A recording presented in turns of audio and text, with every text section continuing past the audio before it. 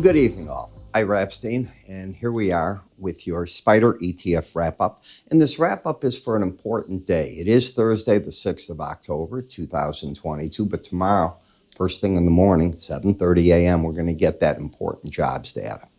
Now, the estimates are centering around 250,000. I've seen 275 talk. The outlier number is 300,000 down to 2.25. So those are your wings of that 250 area.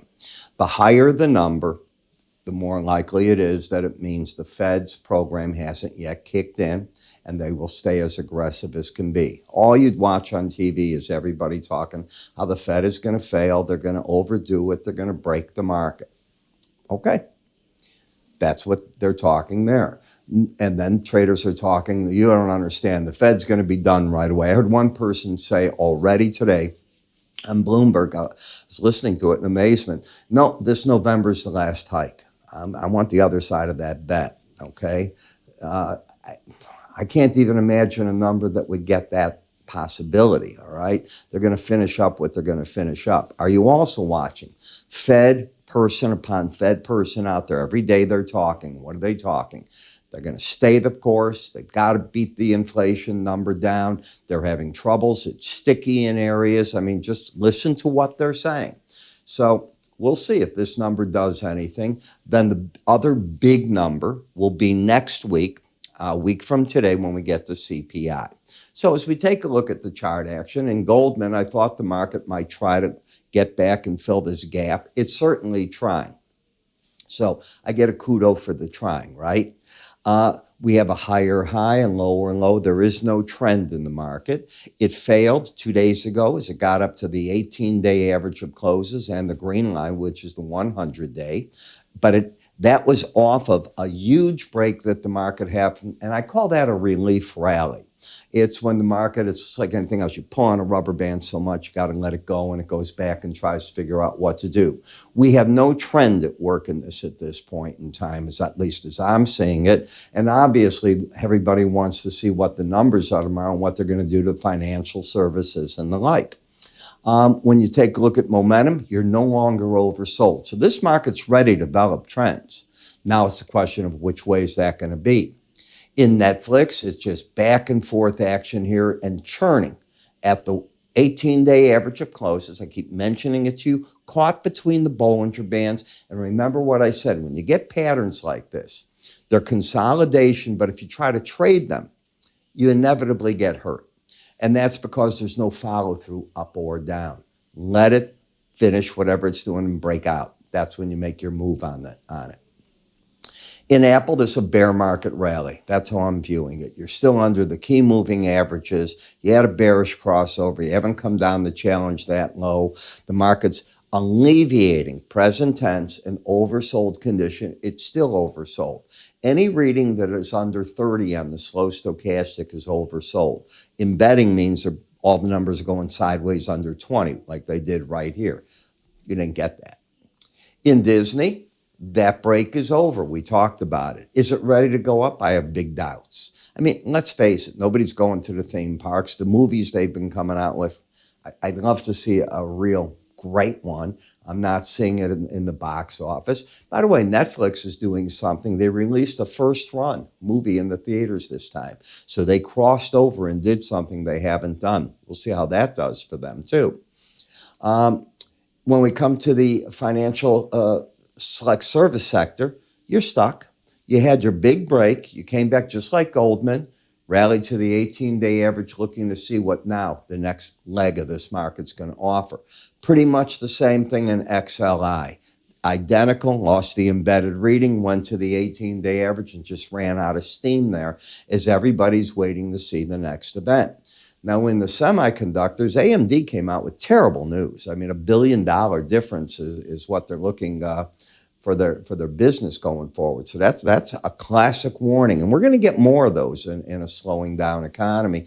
But you wouldn't know it too much in the semiconductors. It certainly pulled back. The first challenge of the 100-day average in the Bollinger Band, you know what I do. I would tell you that the bulls, and it is bullish chart, that's where they're probably going to try to take money off the table. They didn't get that high. They missed the 100-day average by over $1. That's not hitting it. In the home builders, this has me amazed because every part is bad. So why is that holding up is what I don't understand. Maybe one of you can write and tell me that. In the energy sector, well, we know what's going on, all right? The Saudis and Russia have joined together to screw the world. They're going to keep prices going for themselves at any and all costs. Now, Washington is on fire. The lawmakers are looking at it and they're going, why do we allow this price setting mechanism to happen? Most jurisdictions, we look at it as price setting, we have laws to stop it. So they're going to look at it. They're going to start making life miserable for doing that. You watch, okay? They can only go so far because even though we have our wrath, we are insulated energy-wise to a degree. We produce so much.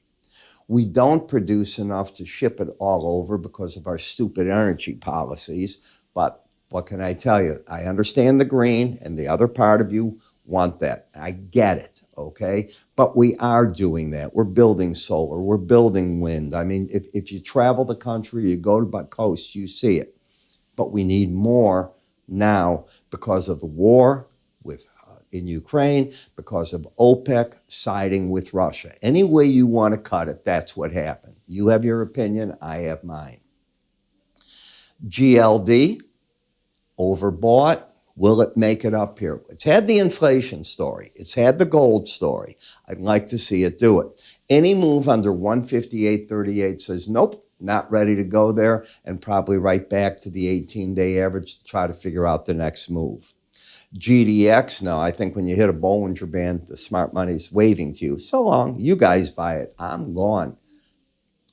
Copper, okay. So I expect copper to try to hold here. Again, I'm not looking for copper to break big at all going into the People's Party Congress, that's what I call it. In China on the 16th, President Xi's going to get a third term. He's going to hear all the pep talk. He's going to do certain things. I don't know what they are. I don't know if he'll change his policy on COVID or not. There's just no way to know. He is a one-man shop. He is going to be elected again, and he'll do what he wants to do. 7 of the key ministers are retiring. Do they get replaced with hardliners, more liberal? That is what the marketplace is going to look at and focus on during that whole meeting. It's 10 days from now. Remember what I just told you? Write it down. You see if I'm right in the newspaper. In TLT, why do you want to own bonds, BND, that, or anything? You want to be sidelined. And the dollar's telling you, okay, this nice run is over. Tell me what the next move is for the interest rates and how far the Fed's got to go. We're going to get a big chunk of that at 7:30 in the morning. Could it end up just a neutral report at 250,000 jobs and we'll scratch our heads and wonder what it is? It absolutely could. Could it end up on those other wings? It absolutely could. I don't know which way it's going to go. In the foreign currency, as I said, dollar one way, you're backing off in the euro as the market's trying to figure what do they do, how do they do it.